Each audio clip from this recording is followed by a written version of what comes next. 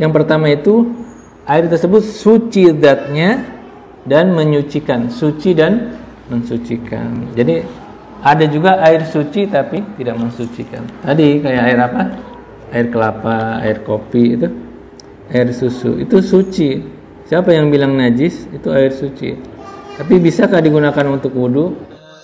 فَأَمَّا الَّذِينَ آمَنُوا فَيَعْلَمُونَ أَنَّهُ الْحَقُّ مِنْ رَبِّهِمْ. Kesempatan ini kembali melanjutkan kajian fikih ya, hukum toharoh. Ilmu itu perlu diulang-ulang baru melekat ya. Wal kitabu menurut bahasa kataba yaktubu kitaban. Nah, kitab itu masdar dari kata kataba yaktubu kitaban wa maktaban bahwa katibun. Itu kitab adalah masdar. Maknanya adalah mengumpulkan atau menghimpun. Ada kitabun nikah berarti ya, hal-hal yang berkaitan dengan nikah. Wastilahan, sedangkan menurut istilah yang disebut kitab adalah ismun li jinsin minal ahkam. Nama bagi satu jenis dari beberapa hukum. Ismun li jinsin minal ahkam. Amal bab, adapun bab, fasmun li nau'in mimma dakhala tahta dzalikal jinsi. Adapun bab ialah nama bagi satu macam dari sekian hukum yang masuk pada jenis tersebut. Bab itu adalah nama bagi satu macam dari sekian hukum yang masuk kepada jenis tersebut. Kalau kitab ismun li jinsin minal ahkam. At-toharoh dengan memfathahkan huruf to. Cara bahasa mana toharoh? An-nadhafatu, artinya adalah bersih. Wa amma syar'an, adapun menurut syara yang disebut toharoh adalah banyak di dalam terdapat penafsiran yang disebut dengan toharoh.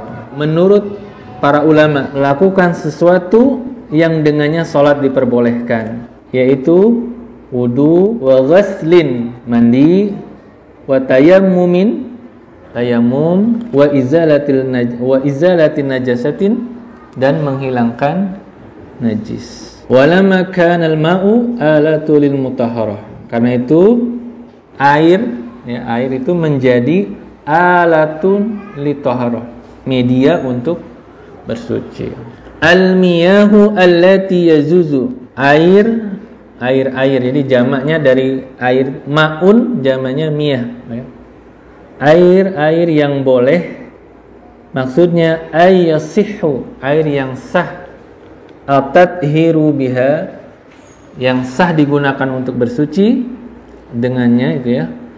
Sab'u miyahin, ada 7 macam. Jadi air yang boleh digunakan untuk bersuci atau yang sah digunakan untuk bersuci, kata mu'alif di sini ada 7 macam. Apa saja? Beliau mengatakan ma'us sama, air langit. Air langit apa? Ay an-nazilu minha, yaitu air yang turun darinya, minha wa huwal matar, yaitu air hujan. Jadi air yang boleh digunakan untuk bersuci pertama adalah air hujan. Yang kedua kata beliau wa ma'ul bahri, air lautan. Yang dimaksud ay milhi, yaitu air asin. Jadi kita boleh bersuci menggunakan air asin. Yang ketiga wa ma'un nahar, air sungai, ay hulwi, yaitu air tawar. Kalau tadi air laut asin, kalau air sungai maksudnya air hulwi, air tawar. Yang keempat wa ma'ul bi'ri, air sumur. Nah, itu boleh digunakan. Yang keempat wa ma'ul ain, mata air atau sumber air. Yang keenam wa ma'us salji wa ma'ul barad. 6 dan yang ketujuh air salju dan air es. Nah, ketujuh macam air ini adalah boleh digunakan untuk bersuci.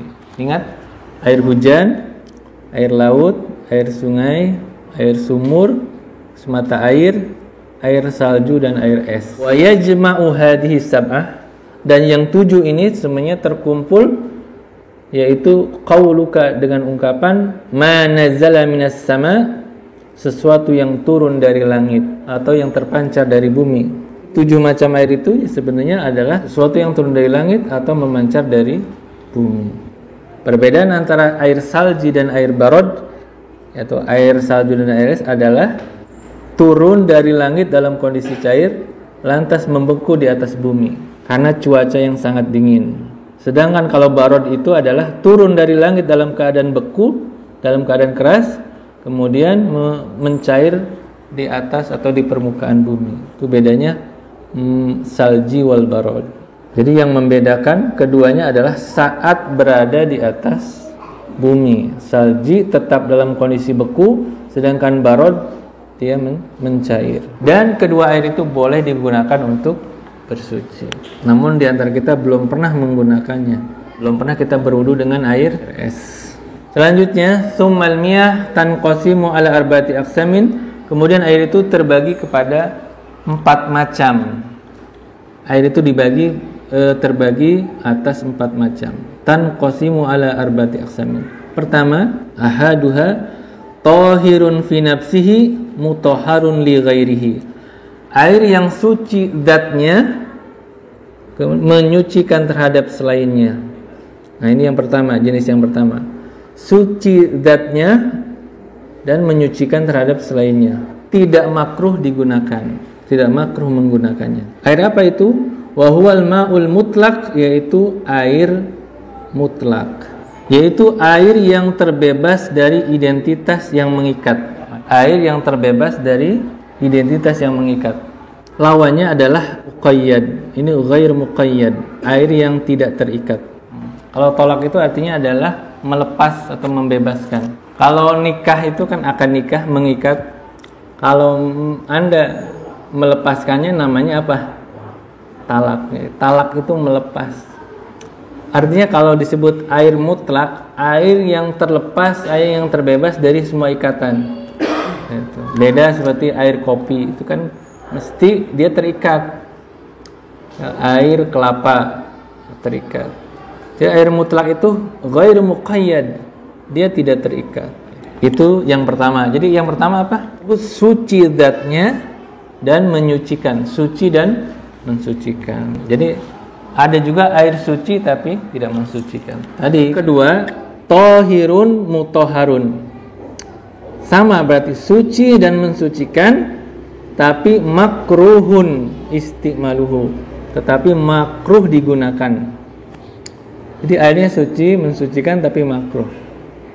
Makruh kata pensarah kitab ini, makruh fil badan la fi saub, tetapi tidak makruh untuk pakaian. Contohnya air apa yang kayak gini? Kata beliau, wa huwal ma'u musyammu, air yang musyammas. Musyammas itu adalah ai musakhkhanu bi ta'siris syamsi, air yang dipanaskan dengan mengandalkan pengaruh sengatan matahari. Nah, air yang terkena panas matahari menurut mu'alib itu termasuk airnya makruh untuk digunakan, tapi tahirun mutahharun, suci dan mensucikan.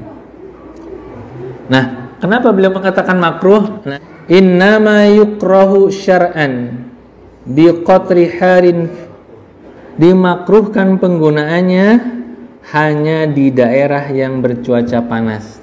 Tapi perlu diingat, kalau di Indonesia nggak termasuk ya.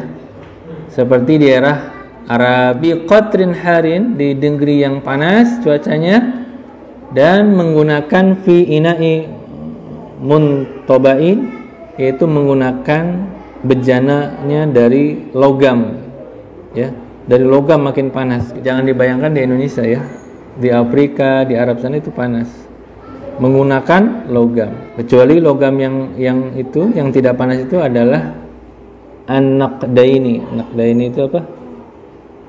Emas dan perak.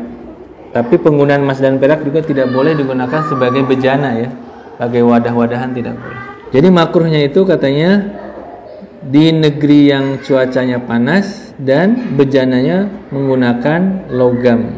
Tapi kata beliau wa idza baroda, kalau sudah dingin, zalat karoha, maka sudah tidak makruh lagi. Wahtarun Nawawi, Imam Nawawi memilih ada makarohati mutlakon, tidak makruh secara mutlak. Jadi Imam Nawawi berpendapat air yang panas sekalipun itu tidak makruh mutlakon secara mutlak. Tapi mu'alif di sini mengatakan bahwa makruh menggunakan suci menggunakan air yang dipanaskan menggunakan sengatan matahari. Wa yukrahu aidan dimakruhkan juga kata mu'alif syadidu sukhunah sangat panas airnya wal burudah atau sangat dingin. Jadi kata beliau dimakruhkan bersuci menggunakan air yang sangat panas atau air yang sangat dingin. Summa yumitukum summa yuhyikum summa ilaihi turja'un.